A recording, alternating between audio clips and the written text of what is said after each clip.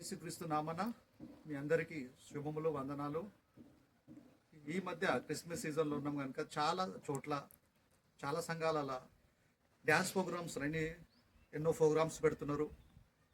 చిన్నపిల్లలు మొదలు కొట్టి స్కిట్స్ అని, పెద్దలు వాళ్ళకు, స్త్రీలు పురుషులు డ్యాన్స్ చేయటము, ఎగరటము, దుంకటము, పెద్దగా పాటలు పెట్టి ఎగరటం, దుంకటము, ఈ డ్యాన్స్ చేస్తున్నారు అనేక సంఘాలలో. మళ్ళీ ఇవన్నీ వాక్యానుసారంగా ఇలా చేయటం వల్ల దేవుడికి ఏమైనా ఆనందం కలుగుతుందా, బైబిల్ ఏమైనా ఇలా చేస్తున్న వారిని ఏమైనా సమర్థిస్తుందా అని మనం బైబిల్లో మనం ఆలోచిస్తే ఏమన్నా అంటే మాకు సంతోషం కలిగింది, అందుకే మేము డ్యాన్స్ చేస్తున్నాం అంటుర్రు.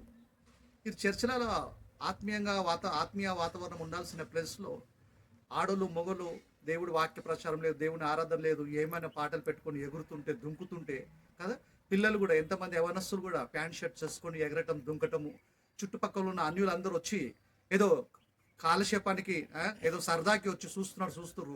నిజంగా మనం ఆ సంఘాలలో కొన్ని సంఘాలు చూస్తుంటే దేవుని ఆరాధిస్తున్నట్టు, దేవుని సన్నిధి ఉన్నట్టు మనకు అక్కడ అనిపిస్తలేదు. ఆ వాతావరణం అంతా డిఫరెంట్గా ఉంటుంది, అల్లరి ఉంటుంది, ఎగరటము, దుంకటము, రెండోది విజిల్ వేయటము. ఇది ఎంత సమాజానికి మనము ఏం సందేశం ఇవ్వగలుగుతున్నాం దీనివల్ల? దేవుడికి ఏమైనా సంతోషం అంటే దేవుడికి ఏమి సంతోషం లేదు.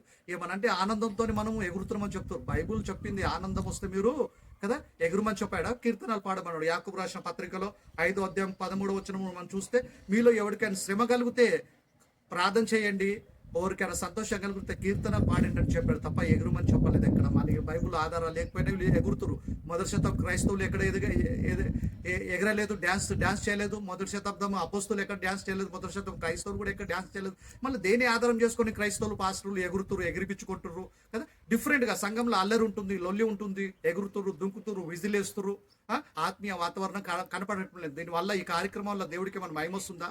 ప్రజలకు మనం ఏమైనా సమాచారం ఏం చెప్పగలుగుతాం? దేవుని కోసం ఏం సందేశం ఇవ్వగలుగుతున్నాం? మనము ఆలోచించాలి. ఎగిరే దుంకే వాళ్ళు ఏమనంటే పాత నిబంధన కాలంలో 2వ సమయంలో 6వ అధ్యాయంలో 14వ వచనంలో దావీదు ఎగిరాడు, నాటకం చేసినట్టు ఉంటుంది. ఏ సందర్భం అంటే దమస్కు కదా, మందసం తీసుకొచ్చేటప్పుడు మాత్రం దావీదు పూర్వంకి మందసం తీసుకొచ్చేటప్పుడు ఒక చోటుకైనా ఇంకో చోటికి ఆ టైంలో ఎగిరాడు. మనం పాత నిబంధన కాలంలో లేము, మనము పాత నిబంధన చట్టంలో లేము, మనము కొత్త నిబంధన చట్టంలో ఉన్నాము. కొత్త నిబంధనలు ఎక్కడైనా అపోస్తులు కానీ, మొదటి శతాబ్దం క్రైస్తవులు కానీ ఎక్కడ డ్యాన్సులు చేసినట్టు ఎగిరినట్టు లేదు.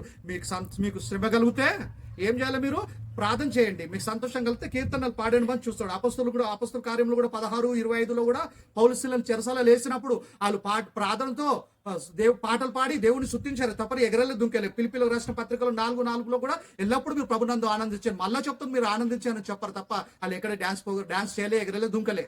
ఈ సమయాన్ని ఇచ్చిన దేవుడికి యేసు నామమున కృతజ్ఞత స్తుతులు.